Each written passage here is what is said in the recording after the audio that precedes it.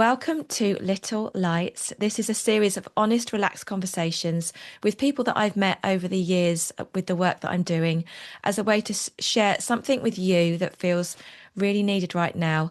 And that is real stories of strength, growth, and hope, because I just don't feel like there's enough of that out there. So, hi, Patsy. Welcome to this conversation. It's really, really great to have you here. And I'm really grateful that you're taking the time to be with us.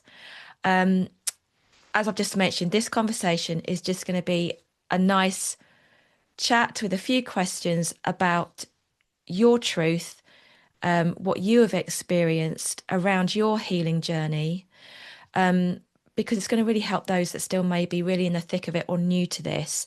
And as we were just talking just then, we don't have to be fully healed for these conversations because you are a light to somebody else regardless of where you are.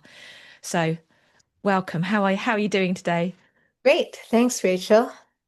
If we start with going back to Mhm. where it kind of began for you, and I know that there's been different things that have happened through your life, but if you kind of take yourself back to where you were, now it could be physically, emotionally, or spiritually, when this journey first began. So what comes to your mind when you go back there? What was that like for you?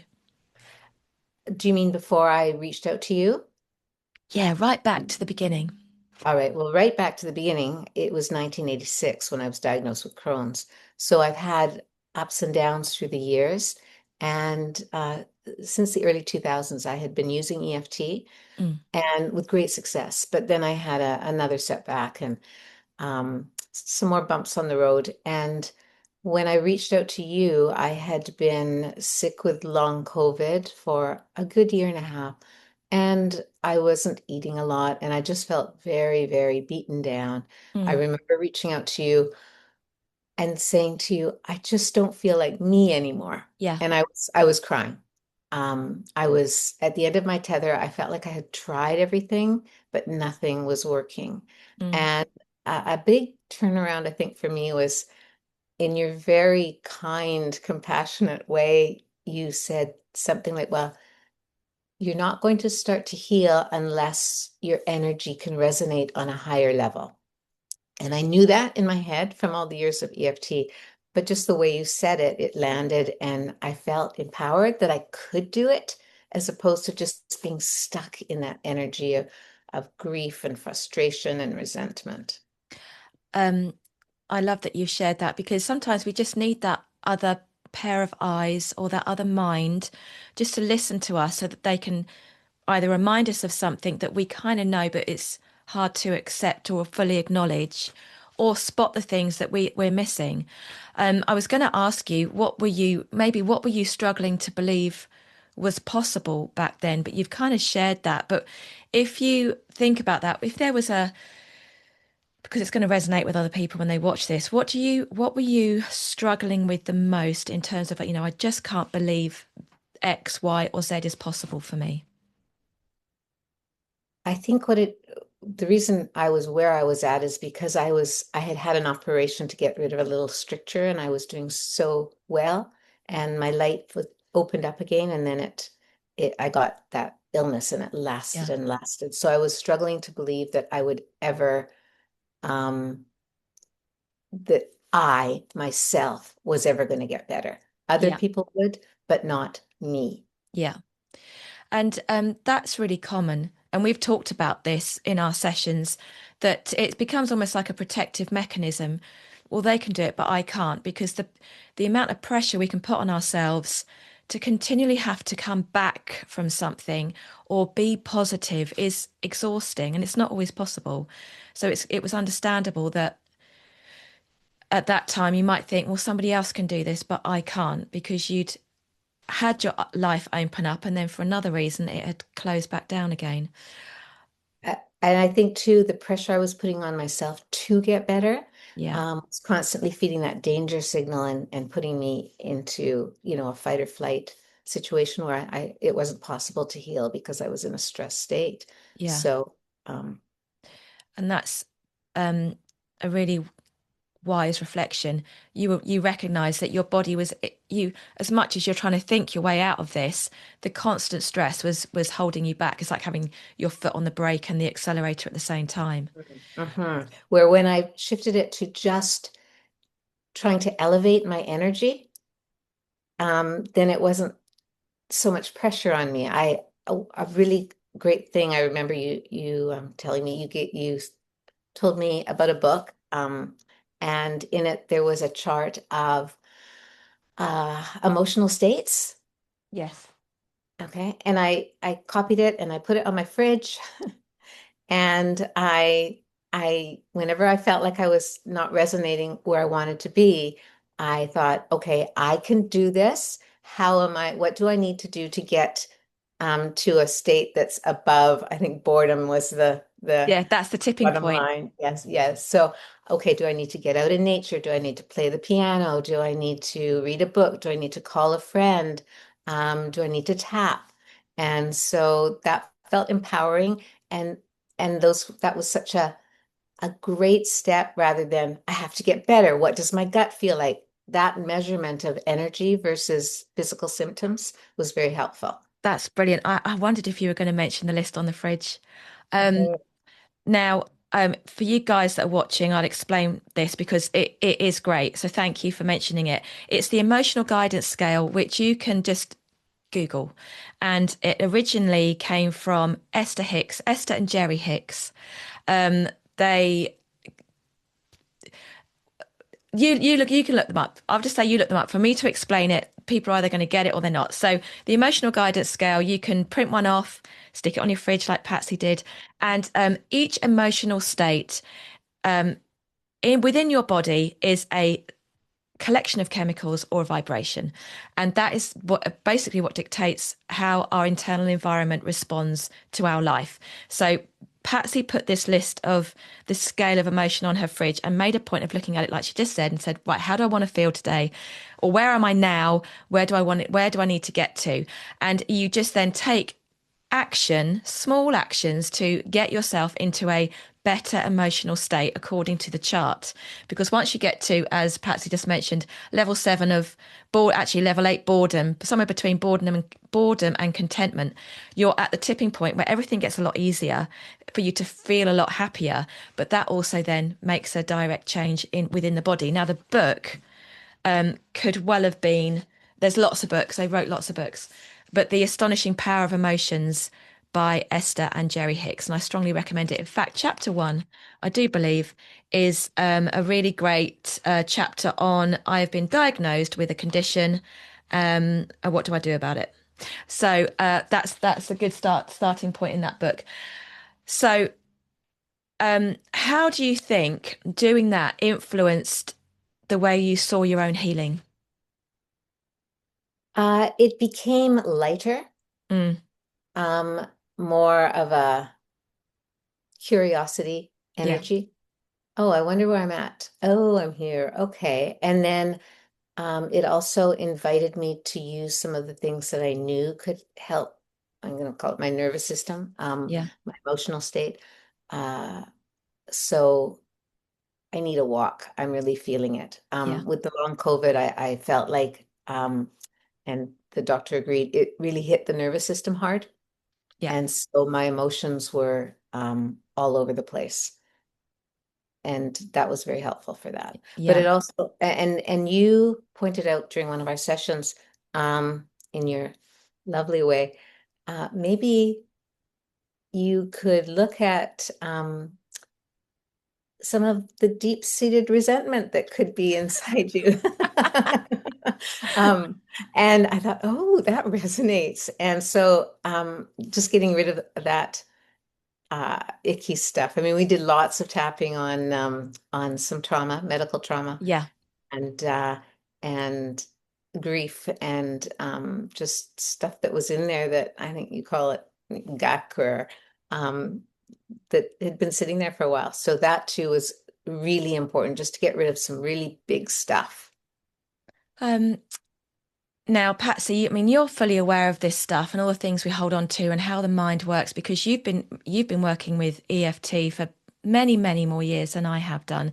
And you even created a book for children around EFT. So and you worked with Gary Craig, the founder of EFT. So you're really experienced with this. So you come to this conversation with really great awareness of your emotional state and the impact it can have on your body and your nervous system. What do you feel was maybe one belief or pattern that shifted for you through this process that maybe for you was really quite impactful or significant?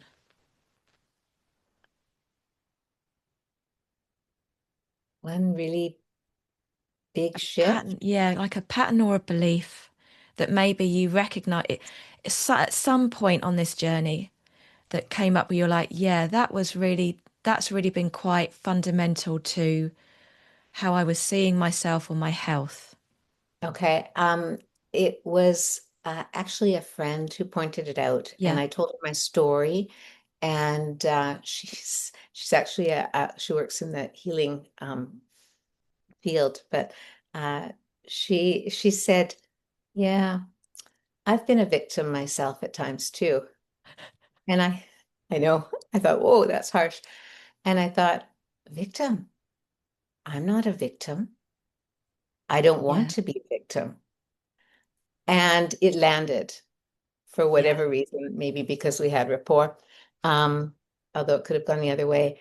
And that when I realized I was in a victim powerless state, feeling that way, yeah. I think that was a really great um, nudge to think, okay, I don't want to be a victim. I want to live my life. These are the things I want to do. Just because I have XYZ, and it's, the diagnosis of Crohn's and a lot of joint pain, which was exacerbated by the long virus and other things going on, doesn't mean I have to lead a limited life.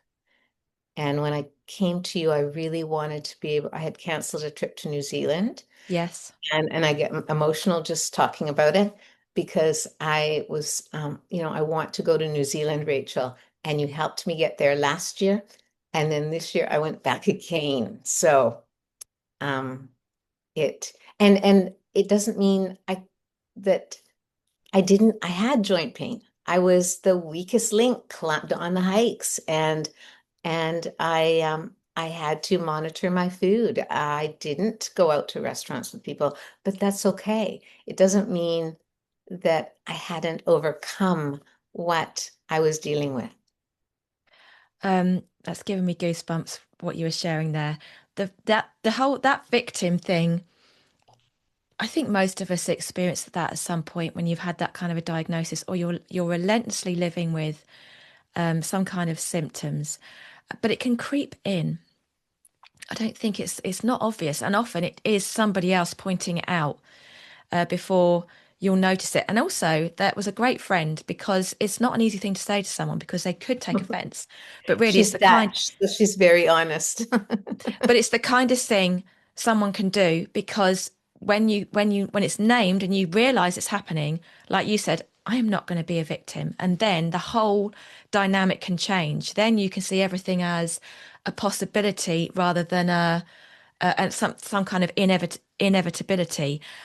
So that was a really big shift, a really big realization, possibly off the back of that, or maybe not. Have there been moments where you've surprised yourself with your strength? I can't think of anything. Well, I mean, the most recent thing was um, when I was in New Zealand and I went bike riding with my 30-year-old son, and right away an old fear came up, and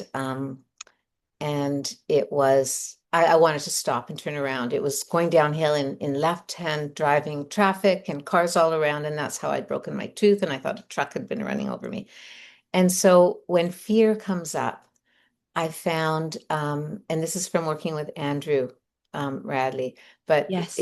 yes, one of his quotes really rings out now and resonates when I have fear regarding anything.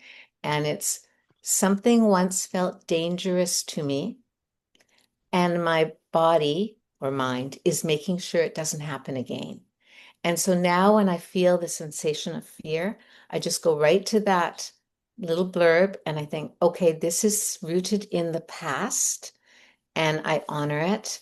And I recognize that my body is trying to protect me from it happening again, but it doesn't mean that it's still running the show. Yeah. Um, Andrew is amazing. He's so for for you guys listening and watching. Andrew Radley is a biodynamic craniosacral therapist, but he's also a coach. And when he combines them together, it's very, very powerful because he can literally feel what's going on in your body, even if you're working at distance. And I may reach out to him and see if he's happy for me to put his details in the description of this conversation because yeah, his work is very powerful, and you two, I would imagine, made a really great combination. But what with your willingness to observe how you show up and what's going on, and then integrate that into in that moment, riding down that hill to be able to take your mind there and think that is very powerful. And I think, and again, being empowered by you and just that question, how do I want to show up in life? Mm, What's important to me? What are my values? And so from working with you and doing a little bit of work with him too, to really be aware now. So I'm not just following along day by day. I'm thinking, okay, these things are important to me. With the health that I have, I want to um, live my life to the fullest extent. yeah, I love that. So, what do you think when what does healing mean to you now compared to maybe how you would have seen it right back at the start? Right back at the start, and it was, I want to get rid of the Crohn's, Yes. right? I don't want to have this, and so I'm up against the resistance, and I don't like the word resistance used with health because it implies that we're resisting getting better, Yeah. and that really bothered me. But when I was trying so hard with that as the measurement, and not and for me failing, Yes. um, it just added a whole extra layer on it. And reaching out to you and working with you specifically with what comes up with health issues. I've done EFT for years, but health is different. And some people don't understand what's important and what really goes on with Mm. people who have dealt with a chronic diagnosis for years and years and years, or Yeah. even a short time. Yeah. Thank you for All that. the emotional things that it does to you. Yes. And yeah, I think you're right. Unless you've been in that position, it's really hard to imagine. And I think anyone watching this will recognize that that place you were in when you were first diagnosed is the I must get rid of this, I must control this, I must succeed. And that in itself, just saying those words, it just puts so much pressure Mhm. on a system that's already overwhelmed. But of course, we don't necessarily recognize that right back then. Part of Mhm. this recovery journey is to teach you about letting go of that need to be in control, maybe measure success in different ways, etc., etc. So if someone is watching now, stuck in that place of fear or symptoms or doubt, what would you say to them? If they were like sitting with us in a room together, what would you want to say to them? Um, okay, well, I was just thinking about one of the Tap Heal Thrives I was in, and you said you wanted, let's do a body scan. And I typed in, I don't like body scans. I'm scared. Like every symptom that comes up, I go to. And now I've I I've tried really hard to love my body and give it the love it and nourishment it needs. So when I was hiking in New Zealand and my knees would grumble. And again, I'm careful of my language. I don't want to say I have bad knees. My Yeah. knees need me or my knees are grumbly. It's okay. What do you need? I check in with them. I give them love. I have some nerve pain too in my leg, and if that comes up, okay, I just need to breathe and get some more air in there. So really checking in with my body and no matter what, giving it love because I think that's Yeah. we fall off the wagon with doing that when we have a multitude of symptoms over the years. So I think it's what for, if I hear this correctly, you're saying that it's more about working with your body rather than against it. Absolutely, Yeah. absolutely. Yeah. I think it's very easy to slip into that place of resenting your body, even hating your body for what it's doing. And I've certainly been there in the past, but that's never going to help. It's like if you're resentful or hateful towards someone else, you're never going to get the best from them. But it's not easy to start to love and appreciate your body when you've experienced physical challenges. I'm just if without putting you on the spot, how did you start doing that? If there was, Yeah, I started was talking. there like a step one? Yeah, no, I started talking to my body and so what do you need?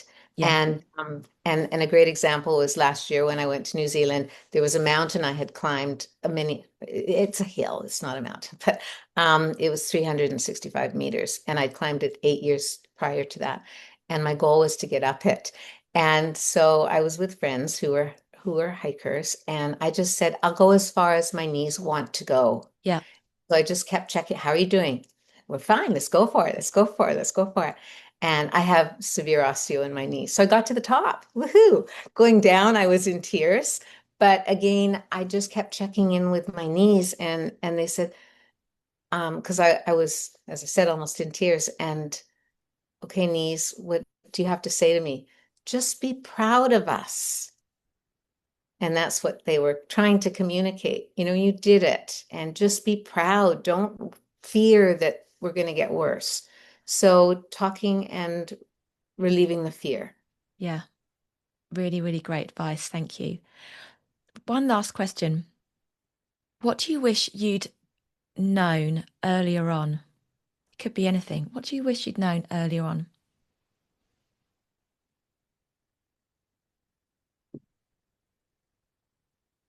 I don't know, Rachel. I mean, the readiness is all. And I've learned so much over so many years. And um, I mean, I wish I had known about reaching out to you earlier when I was first going through that most recent episode. But I think that regardless of what's going on in your life with your health, that your life doesn't have to close up. There are little glimmers of things and look for the things that bring you joy. Yeah, Like my piano has always been my friend, even though I'm not that great at playing. Um, just something that lights you up and I now am trying to say yes to life as much as I can. That's my motto. My yeah. friends are making a joke of it. Patsy saying yes to life. Oh, I love that. You could have a badge made with that on. Patsy says Yes, yes to yeah, life. yes, yeah. Thank you so much for sharing this with us. We've just scratched the surface of your journey, but I just know that you've been on such a powerful journey. It's going to help others. So I really appreciate you taking the time, despite your jet lag, because you're just back from New Zealand, to Yes. be with me now and speak about what you've experienced to help others. And I know this is going to help others feel less alone, which is the main thing with these conversations. And you're proof that healing is a journey. And we're always on this journey. If there isn't really an end point, there's just a continual understanding, acceptance, and enjoyment of life, Mm. whether you're symptomatic or not. And I think you would probably agree with me that, even in those difficult moments, there is always the light and it can come through those cracks. Yes, yeah. And it's also acceptance of the difficult moments. Yeah. Yeah. And yes. Well, to anyone out there, I've been doing this for over 40 years with Crohn's. My journey has been over 40 years, and there are ups and downs. But um, if you're not in an up right now, just know that there will, or if you're not in an up, there will be another up. Because I didn't think there would be until I reached out to you. So thank you. Thank you. Thank you so much, Patsy. This is going to be a really important conversation for others to hear. Thank you. Great. Okay, you're welcome.